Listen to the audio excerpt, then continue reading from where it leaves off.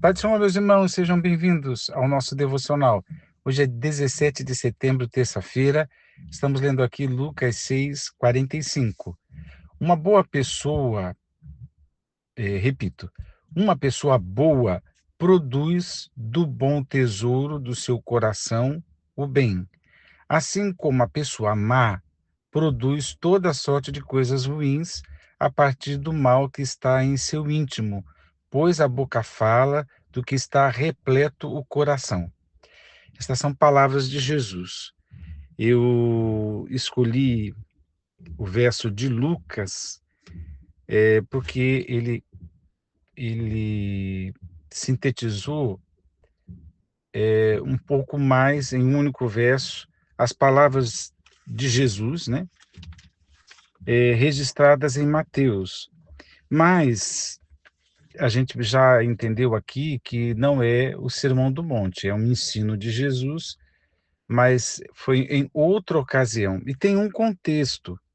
Vocês lembram, eu sei que os irmãos sabem muito bem, que Jesus expulsou um demônio, né, eh, que o Mateus, o apóstolo Mateus registrou como endemoniado, cego e mudo, né. E Jesus curou, de forma que aquele homem voltou a falar e a ver. E é claro, as pessoas conheciam o rapaz, ficou todo mundo atônito, né, queixo caído. E falaram a expressão que causa o maior ciúme, o que causava o maior ciúme nos fariseus. E o povo começou a dizer: "Não é este porventura, é este porventura o filho de Davi?", né. Está falando, quando busca essa ancestralidade, é uma referência ao Messias. Então, de alguma forma, o povo começou a querer dizer: "Será que não é esse o Messias?". E, enfim, quando os fariseus ouviram isso, eles saíram com uma fala terrível, né, e disseram: "Este não expulsa demônios, senão pelo poder do Beelzebu, príncipe dos demônios". E Jesus, que compreendia os pensamentos deles, a lógica com que eles estavam falando, veio com um discurso que você conhece, que é sobre o que a gente chama hoje de eh, pecado imperdoável, né. O Jesus explica, argumenta, deixa claro que é pelo Espírito de Deus que ele expulsa os demônios e que aquilo que eles estavam falando, que era pelo poder de Beelzebu, eles estavam prestes a blasfemar contra o Espírito Santo. Enfim, Jesus deixa claro: todos os pecados e blasfêmias serão perdoados às pessoas, a blasfêmia contra o Espírito Santo não será, porém, perdoada. E aí a questão aqui são palavras, né. Jesus faz uma cura, dirigido, cheio do Espírito Santo, dirigido por Deus, no poder do Espírito Santo, e alguém chega a dizer uma coisa completamente fora da realidade de Jesus, portanto, uma blasfêmia. E Jesus, que sempre aproveitou todas as oportunidades para ensinar, portanto, Jesus tinha essa potência, né, até na cruz, né, até em momentos de sofrimento agônico, Jesus ensinava. Aquela calma que Jesus ensinava debaixo de um castigo tão terrível, foi a causa que muitas pessoas se converteram. Porque como é que alguém pode, ensinar coisas e ter um controle tão grande, em meio àquele tipo de sofrimento que era a crucificação romana? Então muita gente, quando percebeu esse jeito de Jesus, ou seja, mesmo sofrendo castigo, ainda amava, ainda ensinava, ainda perdoava, ainda se preocupava com a sua mãe Maria. Então, só esse homem não é homem. Entenda o que eu estou dizendo. Ele só pode ser o Cristo, só pode ser Deus encarnado, né? E mas todas as questões, você vê o domínio que Jesus teve em meio ao sofrimento, o domínio que ele teve com as suas palavras, tanto é que ensinava. Aqui Jesus é um tipo de violência, é uma coisa horrorosa que estão falando contra ele. Mas se na cruz ele ensinava, né? Se na via que a gente chama hoje, né, via dolorosa, ele ensinava, né? Você vê que quando ele responde, o pouco que ele fala não foi para gritar nem para gemer, mas foi para, mais uma vez, fazer cumprir as profecias. E, e Jesus, aqui, sendo afrontado, ensina, né? E abre a sua boca e tira do seu santo interior, porque a natureza de Jesus é uma natureza divina, sem pecado. E ele traz um ensinamento que abre os nossos olhos para tantas coisas, né? Primeiro, ele fala a questão do pecado imperdoável, mas aí ele vem com figuras muito importantes. Ele diz: ou fazer a árvore boa e o seu fruto bom, ou a árvore má e o seu fruto mau, pois uma árvore é conhecida pelo seu fruto, né? Eh, o texto que eu marquei, o de Lucas, não o de Mateus, que eu estou lendo agora, mas diz: uma pessoa boa produz bom tesouro do seu coração, o bem, assim como a pessoa má produz toda a sorte de coisas ruins a partir do mal que está em seu íntimo, né? Percebe que Jesus está deixando claro que há uma congruência, que há eh, uma concordância, digamos assim, daquilo que está na boca das pessoas, está completamente relacionado numa linha direta com os conteúdos do coração dessa pessoa. Quando os fariseus disseram o que disseram, é porque eles são o que são, ou seja, eles são pessoas descrentes, gente que, que não ama, gente que está atravessada por uma porção de coisa ruim, é um mau coração, é um mau tesouro.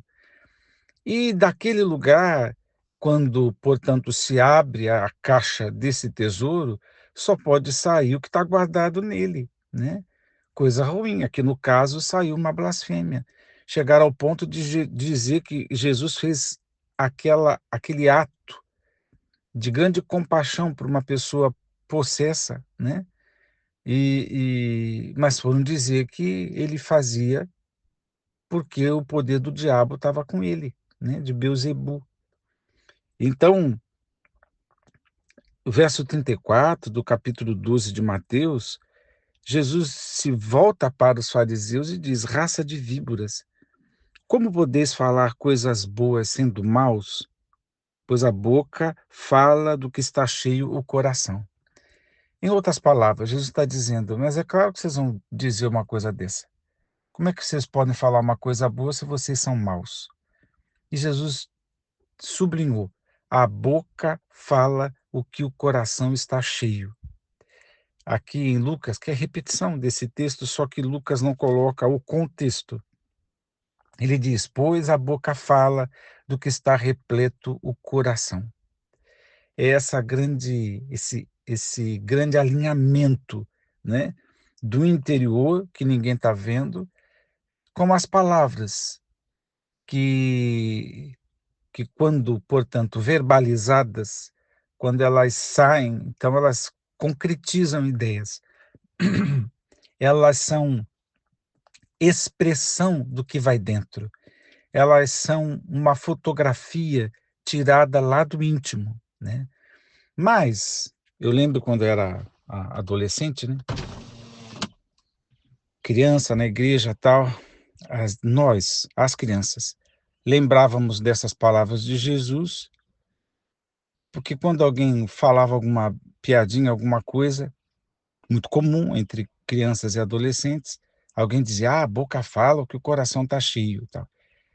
Mas Jesus está lidando aqui com fariseus, né, e dando uma lição, não de uma palavra ou outra que escape aos nossos lábios, ainda que está claro que toda palavra será cobrada.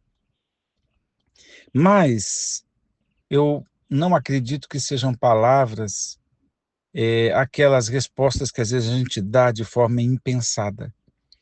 Mas essas palavras que retratam o nosso íntimo, o nosso interior, é um jeito de ser na vida, é um jeito de se expressar na vida, porque é o jeito que nós somos na vida. Então não se trata de uma palavra ou outra, de uma maneira, uma piadinha que fez ou sei lá, um tropeço, como disse Tiago, irmão de Jesus, nós tropeçamos em muitas coisas, em muitas palavras, né. Mas não é disso que está se tratando aqui, mas é realmente quando a pessoa produz uma sentença, como a que foi falada aqui, quando a pessoa produz uma declaração, uma opinião, um julgamento, uma concepção, uma ideia ou ideologia tal, e fala aquilo com ardor de pregador, sabe, com convicções. Essa é a fotografia do íntimo. Não é, porque às vezes a gente responde coisa, mas a gente não está pensando. Não, isso são coisas da superficialidade da nossa mente, são coisas reativas, ainda que Jesus, em meio ao sofrimento, ele ensinou, né, porque ele não poderia falar uma coisa que não fosse boa, que não fosse inspirado pelo Espírito Santo. Fica esse ensinamento para nós, porque nós não podemos ser do tipo que perde a cabeça e fala bobagem, né. Mas há uma correspondência, né. Então quando as pessoas afirmam determinadas coisas, repito, de forma ideológica, uma concepção, uma opinião, tal, aquilo é o retrato da pessoa, é o que vai dentro dela. E porque uma pessoa boa, disse Jesus, tira do seu bom tesouro coisas boas, mas a pessoa má tira do seu tesouro mau coisas más. Aí ele deixa claro aqui: "Por isso vos afirmo que de toda palavra fútil que as pessoas disserem, dela deverão prestar conta no dia do juízo. Então, porque pelas tuas palavras serás absolvido e pelas tuas palavras serás condenado." Eu preciso lembrar que as palavras que Jesus está dizendo aqui têm a ver com emissão de julgamento que eles fizeram, sabe, são aqueles pressupostos, são concepções, são ideias, eh, enfim, reveladoras, que mostram o que vai dentro do sujeito, né. Essa, entre aspas, ideologias, né, concepções, opiniões, sentimentos, né, aquilo que vai dentro da pessoa, é disso que vai dar conta das palavras, porque as palavras correspondem a um íntimo. As palavras são prejudiciais, são danosas quando a pessoa é carnal, né, porque o bom tesouro é ser nascido de novo. O bom tesouro é ter o poder do Espírito Santo governando no íntimo, iluminando o íntimo.